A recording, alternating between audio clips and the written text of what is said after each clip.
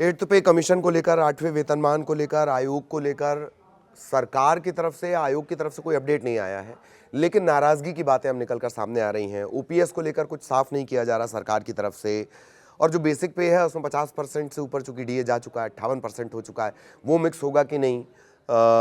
जो नाराजगी है कर्मचारी संगठनों की, तो सवाल जवाब का एक सिलसिला है। इंडियन रेलवेमैन फेडरेशन है, national federation of Indian railwaymen, NFIR, तो उनके जो अध्यक्ष हैं वो कई गंभीर बातें कर रहे हैं, कई गंभीर मसलों की तरफ वो ध्यान दिलाते हैं। सवाल जवाब के सिलसिले में समझते हैं कि क्या उनकी डिमांड्स थी और नाराज़गी क्या है, और आखिर क्या ये स्थिति आर पार या आंदोलन या नाराज़गी इस हद तक भी आ सकती है इस फेडरेशन की या बाकी कर्मचारी संगठनों की। ओपीएस की मांग इतनी ज़रूरी क्यों है, डीए की बात, फिटमेंट फैक्टर 3.82 की वकालत इतने जमजम से क्यों की जा रही है, और डॉक्टर एक्रॉयड फॉर्मूले की बात क्या है, ये क्या भला है ये डॉक्टर एक्रॉयड, इसको लेकर भी हम समझने की कोशिश करेंगे। थोड़ा बहुत सवाल जवाब के जरिए जानते हैं कि क्या कुछ अपडेट इस वक्त का है एट्थ पे कमीशन को लेकर कर्मचारियों की तरफ से, संगठनों की तरफ से, यूनियंस की तरफ से। नमस्कार, मैं ललित प्रजापति। सबसे पहले जान लेते हैं कि क्या अभी बेसिकली जो 8वां वेतन आयोग है वो कर क्या रहा है, सैलरी पेंशन कब से बढ़कर आएगी, इसे लेकर कहाँ पेच फंसा हुआ है। दरअसल नए पे कमीशन 10 साल के अंतराल में ये होता है, ये आपको वैसे भी जानकारी होगी, मैंने कई अपने वीडियो में बताया है। सिफारिशें 1 जनवरी 2026 से लागू होनी है। डिमांड ये की गई थी, 2024 में डिमांड की गई थी कि पे कमीशन का समय पर गठन कर दें, लेकिन सरकार ने नहीं सुनी, देरी होती गई। नवंबर में जाकर सरकार ने पे कमीशन बनाया और टर्म ऑफ रेफरेंस जो बनाए गए उसमें हमारी बातें नहीं सुनी गई, यानी कर्मचारी संगठनों की बात नहीं सुनी गई। ये NFIR के जो अध्यक्ष हैं उन्होंने एक मीडिया इंटरव्यू में ये तमाम बातें कही हैं कि उनसे कोई बात नहीं की गई। अब एक बड़ा सवाल आता है, बार बार ये जो है 18,000 का 69,000, यानी एक कम 70,000 हो जाएंगे 8वें वेतन आयोग की जो बेसिक सैलरी है, ये बार बार निकल कर सामने आ रहा है। इससे लेकर जवाब ये है कि जो मिनिमम वेजेस है, न्यूनतम जो सैलरी है वो हवा में तय नहीं, वो डॉक्टर एक्रॉयड के फॉर्मूले के आधार पर तय होता है। डॉक्टर एक्रॉयड के बारे में थोड़ा सा जान लीजिए कि जो वॉलेस रुडेल एक्रॉयड, एक खास बात और है कि जब 7th पे कमीशन आया था तो ग्रेड पे की जगह मैट्रिक्स पे सिस्टम को लिया गया था। वो मैट्रिक्स पे डॉक्टर एक्रॉयड ने बनाया था, और 7th पे कमीशन में इसका इस्तेमाल भी हुआ था जब संभवतः हाल फिलहाल जो हाल फिलहाल के साल होंगे उसमें 7th पे कमीशन में ही सबसे ज़्यादा फिटमेंट फैक्टर था। अब डिमांड की जा रही है कि 3.8283 के आसपास इसे रखा जाए ताकि 18,000 का सीधे 69,000 हो जाए। तो डॉक्टर एक्रॉयड के फॉर्मूले का जिक्र हो रहा है। वो कैसे, एक्रॉयड फॉर्मूले में कैसे कैलकुलेशन किया जाता है, कैलोरी का मानक, यानी एक कामकाजी वयस्क पुरुष, यानी जो एक यूनिट है, अभी सरकार 3 यूनिट लेती है, माता पिता और बच्चे, उसे 5 करने की वकालत की जा रही है। उसको लेकर हम एक अलग वीडियो हमने बनाया है। तो अगर 3 की यूनिट भी मान ली जाए तो एक वयस्क के लिए प्रतिदिन 2700 कैलोरी की ज़रूरत होती है। परिवार की जो यूनिट है 3 उपभोग इकाइयाँ, यानी कंजप्शन यूनिट्स में आंका जाता है एक परिवार को आंकड़े में। मूलभूत आवश्यकताएं, कपड़े हैं, प्रति परिवार 72 गज प्रति वर्ष। एक्रॉयड फॉर्मूला क्या कहता है मैं वो आपको बता रहा हूँ। आवास का खर्च है, ईंधन है, बिजली है, बाकी के खर्च हैं, और इसी जीवन यापन के खर्च के आधार पर केंद्रीय कर्मचारियों का न्यूनतम वेतन तय किया जाता है। ये बात कही जा रही है। ये बात कौन कह रहा है? NFIR के जो अध्यक्ष हैं, सिंह साहब ये हैं। तो 5 सदस्यों वाले परिवार, ये कहा जा रहा है कि जो 3 की यूनिट है उसको 5 किया जाए। 5 सदस्यों वाले परिवार के लिए महीने भर का जो जीवन यापन है, आटा, तेल, किराया, शादी ब्याह, सारे खर्चे, उसका कैलकुलेशन आज के हिसाब से मिनिमम 69,000 होता है। ये दावा, ये तर्क इन कर्मचारी NFIR की तरफ से और बाकी के जो कर्मचारी संगठन हैं उनकी तरफ से। एक और जो पेंच फंसा हुआ है दोनों के बीच वो है OPS को लेकर, ओल्ड पेंशन स्कीम।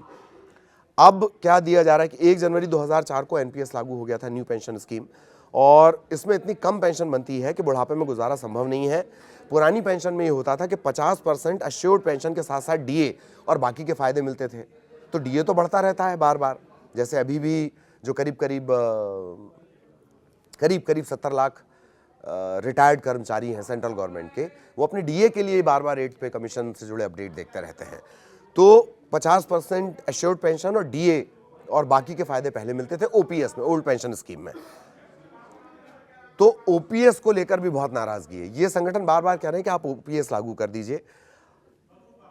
बार बार ये भी कहा जा रहा है कि पूछा नहीं गया और एकदम से ये लाद दिया गया। क्या लाद दिया गया? Unified pension scheme.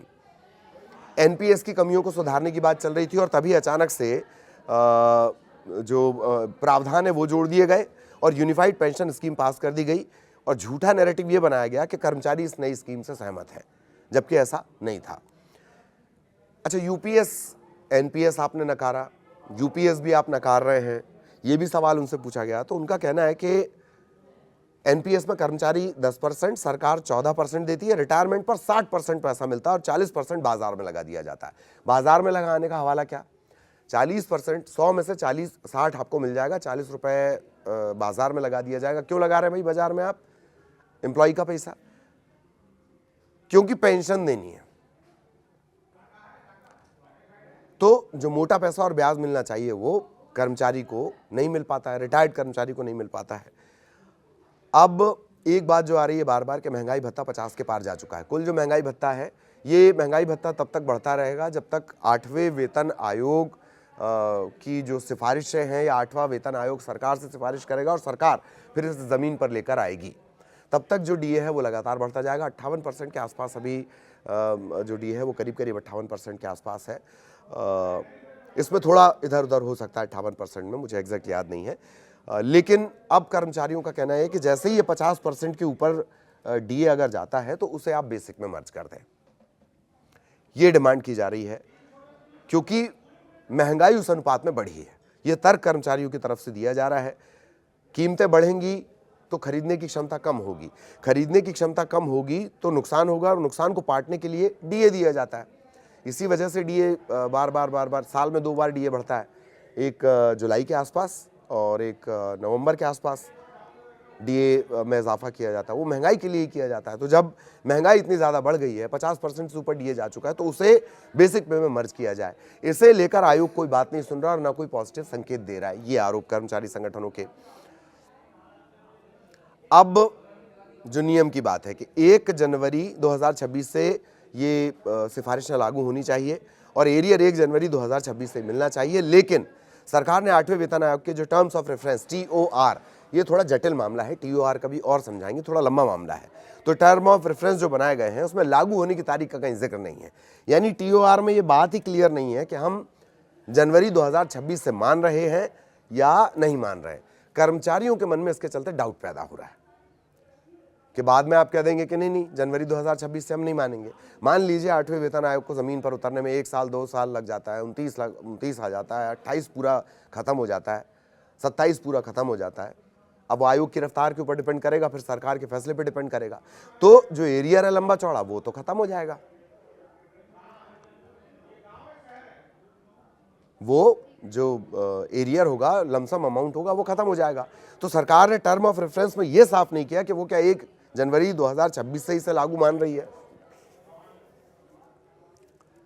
इस वजह से जो कर्मचारी संगठन है वो ये तमाम तरह की नाराजगी अपनी जाहिर कर रहे हैं।